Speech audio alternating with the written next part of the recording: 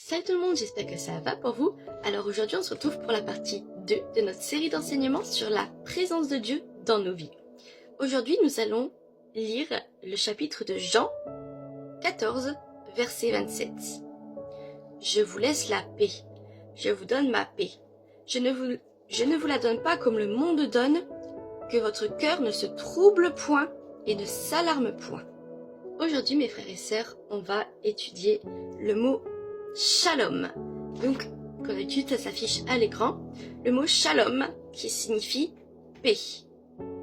Et bien souvent, dans nos milieux évangéliques, on peut entendre dire nos frères et sœurs nous dire Shalom quand ils nous saluent. Et en fait, quand ils nous disent Shalom, ils nous souhaitent tout simplement la paix.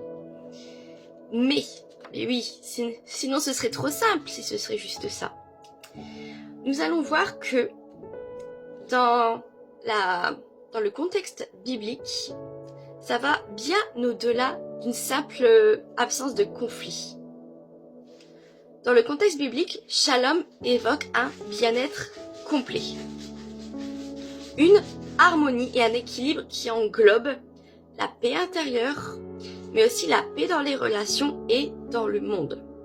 C'est une paix surnaturelle, une paix qui va au-delà de tout ce qu'on peut connaître sur terre.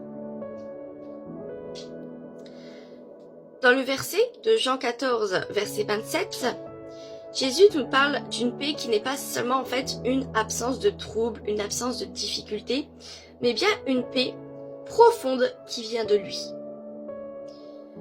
Cette shalom n'est pas conditionnée par les circonstances extérieures, par les tempêtes, par les difficultés, mais elle repose sur notre relation avec Dieu et sur la confiance que nous mettons en lui. C'est une paix du coup qui va bien au-delà de ce que le monde peut offrir, comme je vous l'ai dit juste avant. Et mes frères et sœurs, je vous le dis, nous pouvons et nous devons, c'est un devoir de chercher cette shalom dans nos vies. Mais pas en cherchant des solutions temporaires, superficielles qui viennent de la chair, non. Nous devons chercher Dieu lui-même. Et nous devons chercher à avoir une relation avec lui. Car cette shalom vient de lui. Il est la source de cette shalom, de cette paix surnaturelle. Vous avez peut-être remarqué que quand on est vraiment consacré à Dieu, qu'on passe du temps avec lui, on ressent une paix, un bien-être, et les gens peuvent dire mais comment tu fais, t'as autant de problèmes et tu restes aussi serein, etc. Et quand nous nous éloignons un petit peu de lui, que nous laissons nos distractions prendre le dessus, etc., que nous passons moins de temps en prière, moins de temps dans sa présence, eh bien nous sommes un petit peu plus bancals, le stress vient plus facilement, etc. Eh bien c'est parce que cette shalom, cette paix vient de lui, il est la source de la paix, tout simplement. Et d'ailleurs, la paix, c'est un fruit de l'esprit. Il nous est cité dans la liste des fruits de l'esprit. Elle est un fruit de la présence de Dieu dans notre cœur et dans notre vie. Cette paix surnaturelle vient de lui uniquement. Je vous l'ai déjà dit, mais j'insiste réellement sur ce point. Elle vient de lui uniquement. Et lorsque nous faisons face à des épreuves, à des tempêtes, à des difficultés, cette paix nous garde dans la sérénité. Car Dieu est avec nous.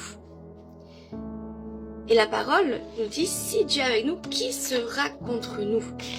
Cette paix, cette shalom, va aussi grandir quand nous allons lire sa parole et quand nous allons apprendre à connaître notre Dieu. Cette shalom dans notre vie va grandir quand nous allons passer du temps dans la prière, dans l'adoration, mais aussi dans la méditation de sa parole, quand nous allons apprendre à connaître qui est le véritable Dieu, qui est notre Père. Alors mes frères et sœurs, cherchons à vivre cette paix profonde qui vient de lui en nous appuyant sur sa présence et uniquement sur sa présence, car il est la source de cette paix, de cette shalom. Soyez bénis, j'espère que cela vous aura exhorté, fortifié, enseigné. On se retrouve bientôt pour la partie 3 de cette série d'enseignements.